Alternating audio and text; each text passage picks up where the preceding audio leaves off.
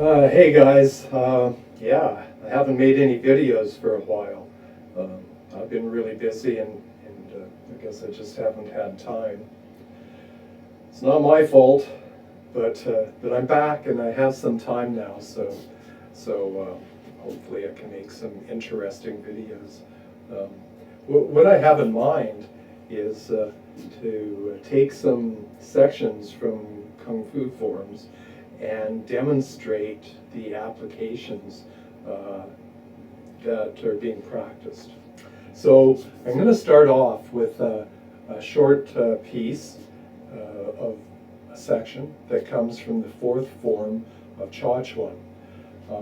And it's just like it's one little section, and it's a complete idea. And in that idea, there's probably 4, 5, 6 movements. And it demonstrates a kind of control and a kind of use of maybe 2 different types of power. I'm hoping you'll find it interesting to see some of the applications of these movements, rather than just watch one posture being pieced together after another in the demonstration of the form, so with no explanation of how it's used. So yeah, with that, let's get started. So this section, it starts with a movement something like that, followed with this section, followed by this, this, this, and this. So you put it together, it looks something like this.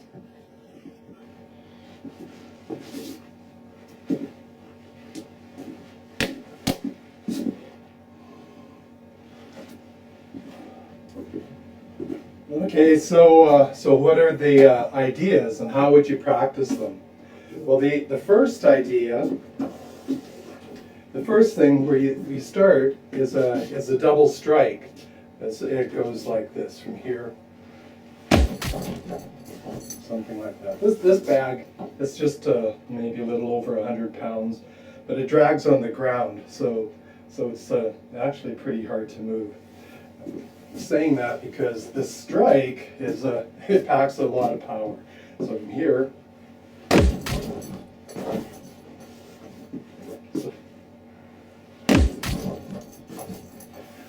so that's the first strike, a double palm strike.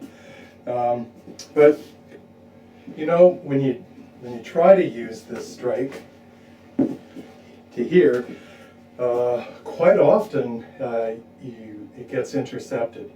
So there's this strike is one thing to practice, very powerful. If you land that strike, it's good. But what happens is a lot of times people will put up their hands, and so you'll come into here, and then you encounter somebody's arms kind of going like that. So this idea that follows along with this is to go from here, this idea. So you'll notice that in this strike, it has the hands make this path, right? So here. And this idea is like when you meet somebody's hands, you just hammer them down and away from you. 2 hands. Sometimes you get the strike. So idea number 1. Idea number 2 is from the strike, let's say you've landed it or you've missed, and so the person moves here, and so we have a couple kinds of, this is like, I don't know what to call it. It's like a parry, it's like a strike, but it's a strike against the person's arms. So here, you're here, and you go 1, 2, and then you trap the arm. So there's in that motion, lots of things could happen. And basically, what you're training is how to move, transition. So So another thing about long fist is we never stand still. So sometimes, people demonstrate applications. It's like one guy standing there, another here, and it's like hoop, hoop, hop, hop. Maybe a little movement and a strike, but that's not. So long fist, as I know it, isn't really like that. Neither is bakuchong, and both styles are like constant motion. And the strikes are mostly done while you're moving. So I guess long story short is one of the things we need to practice is how to constantly move around. So this is one aspect of that. Move like so. So you would be, if this is your opponent, you've done this, you move around here. Here. Hook. Right? Hook. Hook.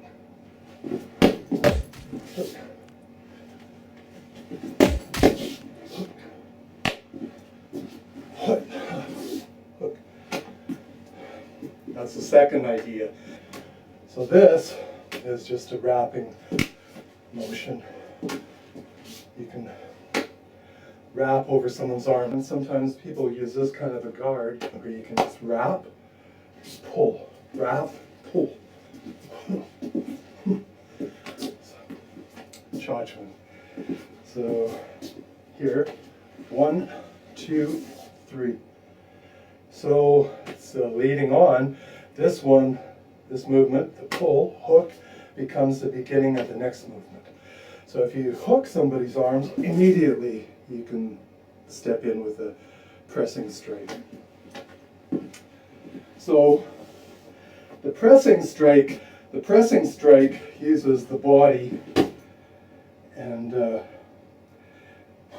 uses internal functions and the correct posture and breath in order to press your force into your opponent. So it's practiced like this. Here.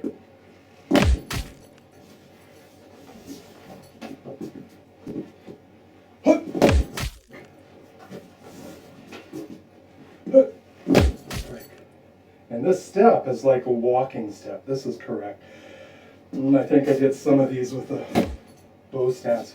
That's one way to practice them, but in this piece of the form, this is a walking movement. So you hook, and then you walk, and you use this strike over and over, if you want to. So another quality of long fist is that everything has more than one purpose. It usually has 3.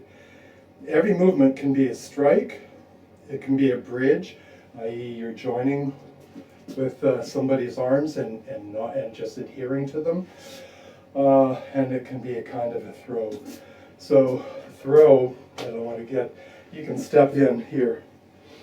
You basically hook the leg with your knee and you push over. So anyway, so you had this idea, you had this idea, hook and strike, and then follow up with another press. So this press can be another strike, but usually the idea, so I don't want to get too mixed up in my explanation. So one idea that I wanted you to understand is you can do this strike over and over again. And you can practice with an opponent where you just you find many ways to get this past their arms to the body. And there are many ways. But we're just going to assume that you make it for now. Then the next one, in this form,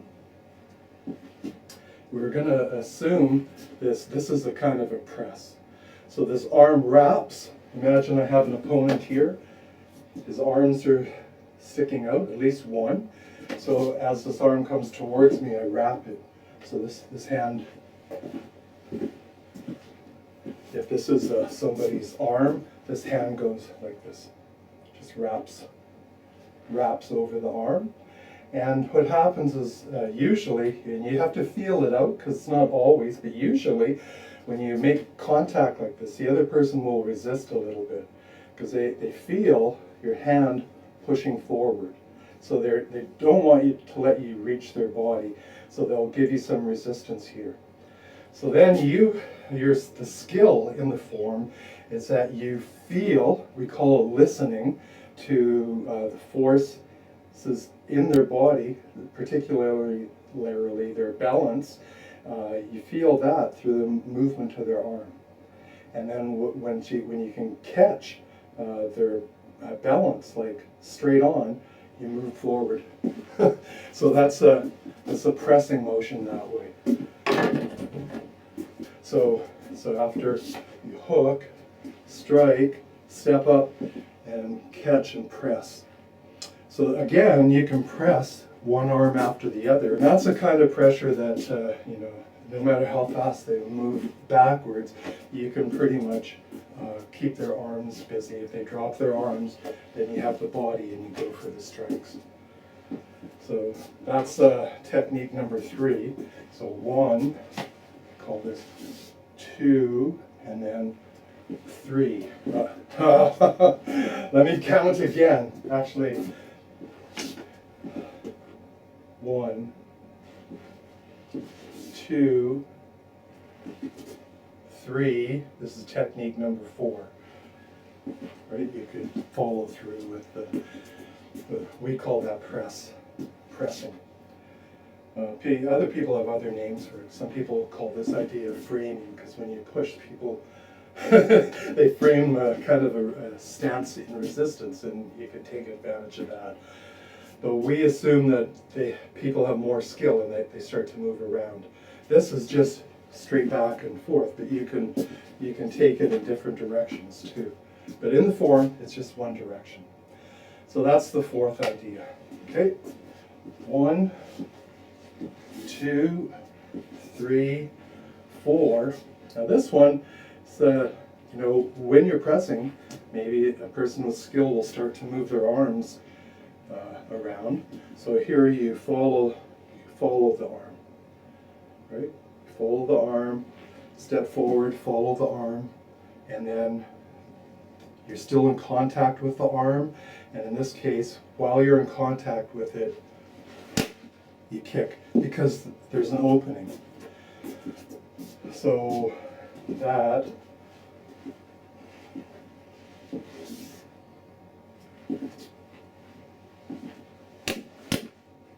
kind of looks like that. You can use this for kicks too. It's a great time to kick as a response to somebody's kick. So if you get a front kick here, you sweep the kick aside and you respond with your own kick, front kick. So this kick is also, right, remember this is a pressing palm, this is a pressing kick too. So this kick goes like this.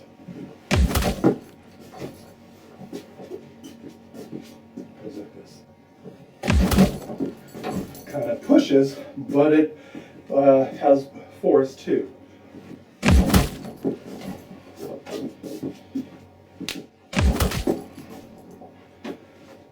So 1, 2,